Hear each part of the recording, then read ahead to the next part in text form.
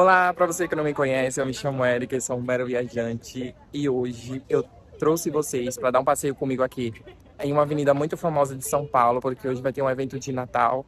E eu queria aproveitar para dar continuidade ao outro vídeo que eu estava falando sobre como começou a minha vontade de fazer intercâmbio. E agora a gente vai falar e caminhar para ver esse evento de Natal que vai ter aqui. Vamos lá dar uma olhadinha? E enquanto isso, a gente conversa um pouquinho mais sobre a continuidade daquele vídeo, falando agora sobre como eu soube que ganhei uma bolsa de intercâmbio para a Irlanda e como foi minha reação e tudo mais.